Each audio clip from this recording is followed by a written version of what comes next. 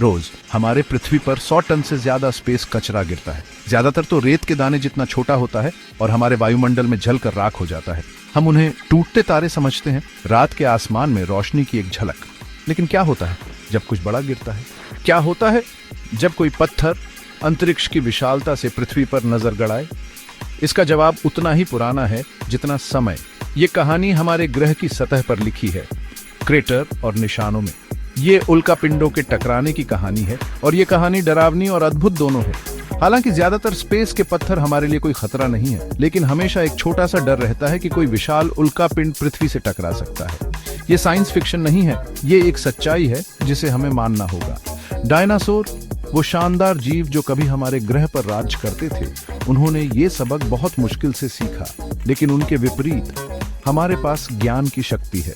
हमारे पास इन खतरों को समझने, उन पर नजर रखने और शायद एक दिन उन्हें रोकने की क्षमता है। उल्कापिंड, ये शब्द सुनते ही आसमान में आग की लकीरें और विनाशकारी टक्कर की तस्वीरें आंखों के सामने आ जाती हैं। सीधे शब्दों में कहें तो उल्कापिंड अंतरिक्ष से पृथ्वी पर गिरने वाले पत्थर और धातु के टुकड़े हैं। ये क्षुद्र ग्रहों, धूमकेतुओं और अन्य ग्रहों के अवशेष हैं, हमारे सौरमंडल के शुरुआती दिनों से बचा हुआ ब्रह्मांडीय कचरा। इस गर्मी के कारण ज्यादातर छोटे उल्कापिंड जमीन पर पहुंचने से पहले ही पूरी तरह से जल जाते हैं, जिससे हमें रात में अक्सर दिखाई देने वाले टूटते तारे बनते हैं। एक बड़े उल्कापिंड के पृथ्वी से टकराने का विचार सदियों से मानव कल्पना को डराता रहा है, और अच्छे कारण के लिए। इस तरह के प्रभाव के परिणाम विनाशकारी हो सकते हैं, जिससे व्यापक विनाश, जलवायु परिवर्तन और यहां तक कि सामूहिक विलुप्ति भी हो सकती है। एक बड़े उल्कापिंड के प्रभाव का सबसे प्रसिद्ध उदाहरण लगभग 66 मिलियन वर्ष पहले हुआ चिकसुलभ घतोना है। ऐसा माना जाता है कि लगभग 6 मील चौड़े एक क्षुद्र ग्रह के कारण हुई इस विनाशकारी घतोना ने डायनासोर का सफाया कर दिया और व्यापक पर्यावरणीय तबाही मचाई। इस टक्कर से अकल्पनीय मात्रा में ऊर्जा निकली, जो अरबों परमाणु बमों के बराबर थी, जिससे बड़े पैमाने पर भूकंप, सुनामी और जंगल की आग लगी। इस टक्कर से भारी मात्रा में धूल और मलबा भी वायुमंडल में फैल गया, जिससे सूरज ढक गया और कई वर्षों तक वैश्विक शीतलन प्रभाव पड़ा। चिकसुलभ प्रभाव उल्कापिंडों की विनाशकारी शक्ति की एक कठोर याद दिलाता है।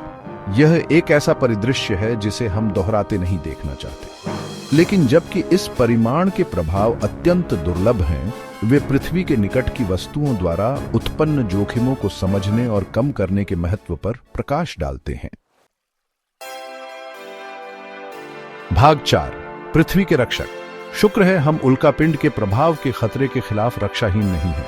दुनिया भर के वैज्ञानिक और इंजीनियर पृथ्वी के निकट की वस्तुओं या NEO, क्षुद्र ग्रहों और धूमकेतुओं का पता लगाने, ट्रैक करने और उनकी विशेषताओं का पता लगाने के लिए लगातार काम कर रहे हैं, जिनकी कक्षाएं उन्हें हमारे ग्रह के करीब लाती हैं। जमीन पर स्थित दूरबीनों और अंतरिक्ष आधारित वेधशालाओं के नेटवर्क का उपयोग करके खगोलविद लगातार आकाश को स्कैन कर रहे हैं, इन ब्रह्मांडीय पथिकों के संकेतों की तलाश में।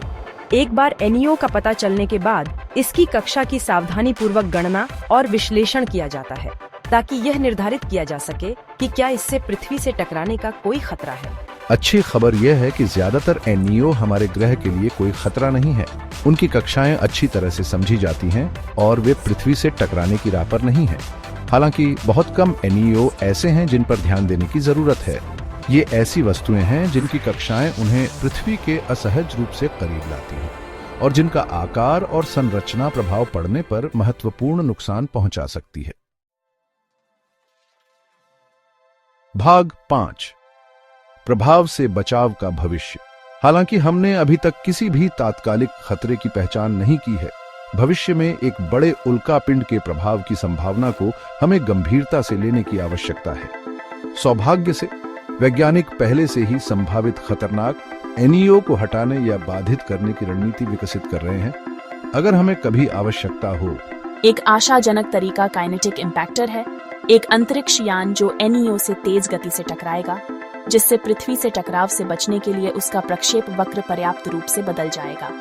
एक अन्य विकल्प ग्रेविटी ट्रैक्टर है, एक अंतरिक्ष यान जो कई वर्षों में NEO को धीरे धीरे अपने रास्ते से हटाने के लिए अपने स्वयं के गुरुत्वाकर्षण का उपयोग करेगा। ये प्रौद्योगिकियां अभी भी विकास के शुरुआती चरण में हैं, लेकिन वे आशा प्रदान करती हैं कि हम एक दिन अपने ग्रह को इन ब्रह्मांडीय खतरों से बचाने में सक्षम हो सकते हैं। एनईओ अनुसंधान, पहचान और विक्षेपण प्रौद्योगिकियों में निवेश जारी रखकर हम भविष्य में विनाशकारी प्रभाव को रोकने की संभावना बढ़ा सकते हैं।